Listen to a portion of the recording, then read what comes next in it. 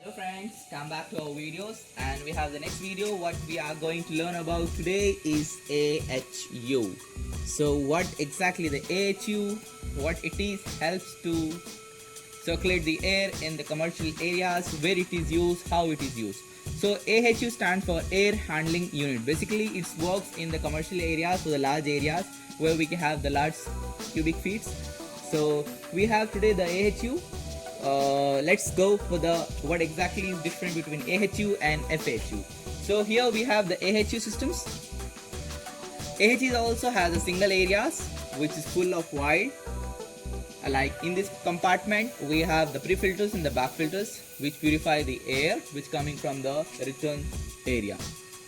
And the next we have the inlet systems, water inlet and water outlet, chill water lines. This is known as a chill water line which has been insulated. And the next we have the compartment which is bit of our motor which circulate the fresh air, which circulate the cool air towards the area which has been supplied through the duct to the allocated areas. So whenever we are starting the maintenance and whenever we are opening for the systems, first we need to come for the diffuser. So our diffuser on. Now we are going to close our diffuser. This diffuser has got closed and I'm going to open the compartment. So this is our motor which is of 11 kW and 380 phase 60 Hertz, which is means it's work on a 3-phase motor. And we have the aluminum evaporator coil with the chill water runs from the evaporator coil. When the evaporator got cool, our axial fans sucks the coolings and supply through the supply duct. So here we have the pulley and we have the 2 belts. So basically it's usually of 3 belts, but we are running on the 2 belts. And then we have the bearing which is here. This is the pulley for the motor and this is pulley for the axial fans. So then as we have seen the evaporator coil, and then we came to the next compartment which is of aluminum filters, and inside we have the back filters. So let's see how its back filters are. As we have the back filters here we have the back filters which is 1.5 feet depth. From here we got the return air. This is we have the dampers over here which works according to our orders. So the dampers, when closed there is no supply return air. When the dampers are open, air sucks from here. And here we got the this is made up of polyester and the cotton, and which is wide of 1.5 feet. So when the air comes with the dirty air, we have the pre-filters. First the filters we filter the air with the dust. Then for more clear purification of the air we use these back filters. Dampers motor, the damper which we are going to open and the close when we are giving the demand from the BMS systems. And then we have the channels which is going to. So here we have the air pressure switches, which is basically works like how the air pressure and the air temperature. Like if we have the air pressure is more of the flow switch, basically we can use as a flow switch or as well as the air pressure switch. So when the air circulations are no to helps the BMS.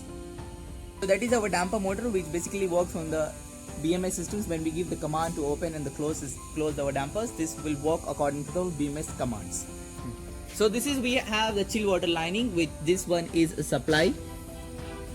Chill water is coming inside towards our evaporator coil. This is inverter chillet, and the next is getting out chill water line which is going upper parts. Here which is known as the bypass valve. When sometimes usually we got the failure due to some reasons, we can open the bypass valve to open the chill water lining. So this is our accumulator, and this is our pressure gauge, and this is our temperature scale, and we have the analog temperature scales. This is our sensors of temperatures, chill water lining. So what exactly actuator works and how it works, and where actuator fits. This is the one of the biggest question and one of the biggest thing. Basically people does not know how actuator works and where it is fit. So get to the close that, get over here. Chill water usually fits on the return of chill water lining.